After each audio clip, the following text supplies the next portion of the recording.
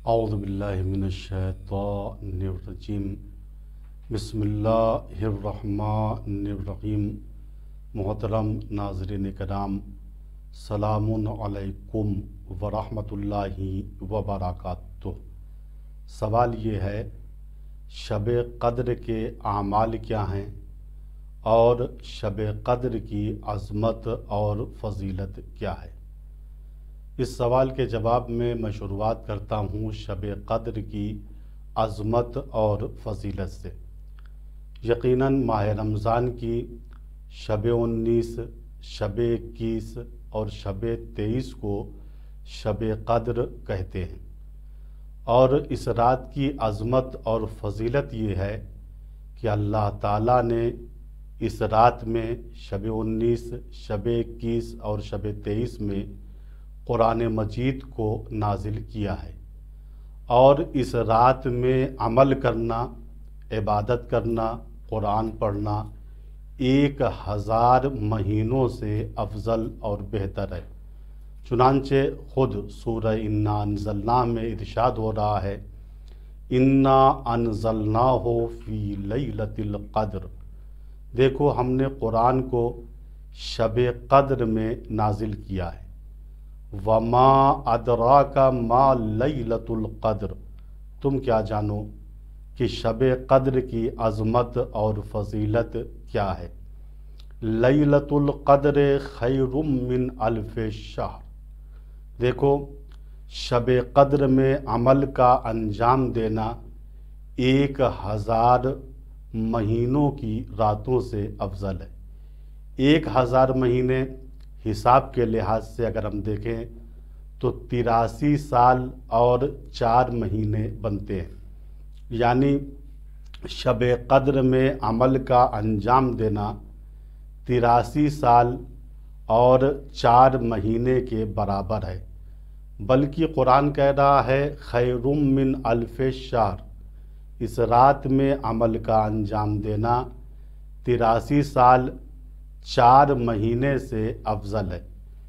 اس کی فضیلت کے لیے کشاف الحقائق امام جعفر صادق علیہ السلام اپنے ایک نورانی بیان میں ارشاد فرماتے ہیں کہ یہ وہ رات ہے جس رات میں لوگوں کی اجلیں اور موتیں لکھی جاتی ہیں۔ کون کب مرے گا، کس کی موت حادثاتی ہوگی، کس کی موت طبیعی ہوگی، یہ سب شب قدر میں ہماری تقدیر میں لکھا جاتا ہے۔ پھر امام فرماتے ہیں یہ وہ رات ہے جس رات میں رزق کو بندے کی تقدیر میں لکھا جاتا ہے۔ کون کیسی زندگی گزارے گا 1 سال تک، کس کا رزق کیا چیز ہوگی، کس کو کم ملے گا، کس کو زیادہ ملے گا، یہ سب شب قدر میں اللہ تعالی ہماری تقدیروں میں لکھتا ہے۔ مفضل ابن عمر چھٹے امام کے ایک صحابی ہیں اور شاگرد خاص بھی ہیں۔ وہ امام سے سوال کرتے ہیں، مولا شب قدر کی عظمت اور فضیلت کس وجہ سے ہے؟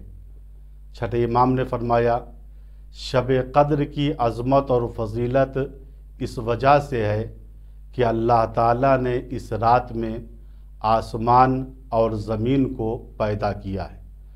وَقُدِّرَ فِيهَا وِلَایَةُ أَمِیرِ الْمُؤْمِنِینَ، اور اللہ تعالیٰ نے اس رات میں حضرت علی علیہ السلام کی ولایت کو لوگوں پہ فرض قرار دیا ہے۔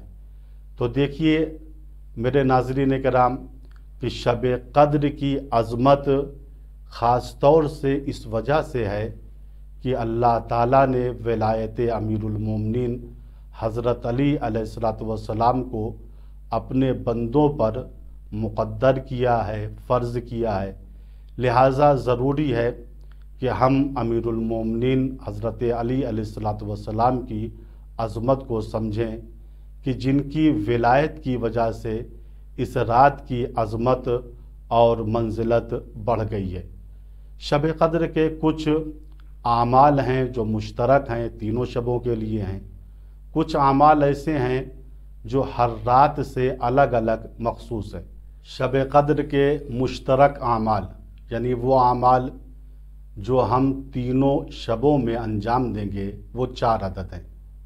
پہلا عمل یہ ہے، غروب آفتاب سے تھوڑا پہلے ہم غسل کریں اور اسی غسل کے ساتھ ہم نماز کو ادا کریں۔ اور بہتر ہے اور احتیاط یہ ہے کہ قربتاً اللہ کی نیت سے ہم وضو کریں، اس کے بعد نماز میں داخل ہوں۔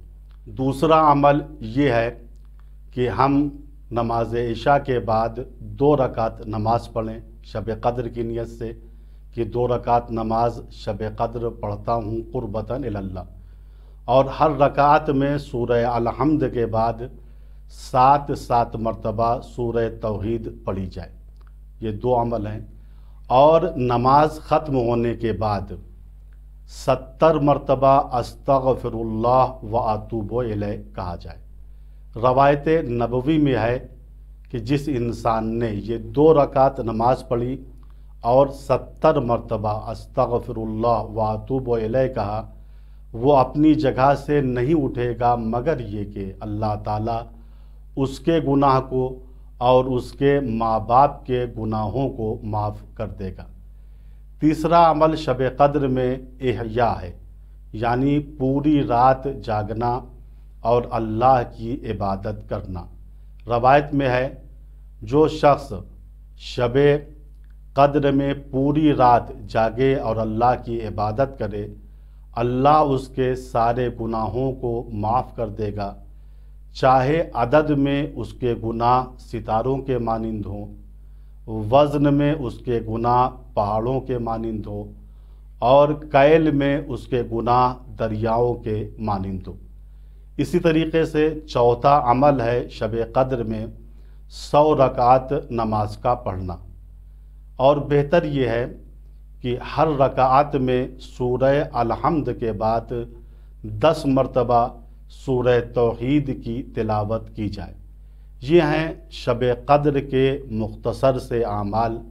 اگر ہم نے ان اعمال کو انجام دیا اور خدا سے دعا کی خدایا ہماری تقدیر میں اچھائی اور بہتری کو رکھنا، تو ہماری دنیا بھی اچھی ہوگی، ہماری آخرت بھی اچھی ہوگی۔ ہم خداوند متعال سے دعا کرتے ہیں، خدایا ہم سب کو شب قدر میں اعمال صالحہ کرنے کی توفیق عطا فرما۔ والسلام علیکم ورحمۃ اللہ وبرکاتہ۔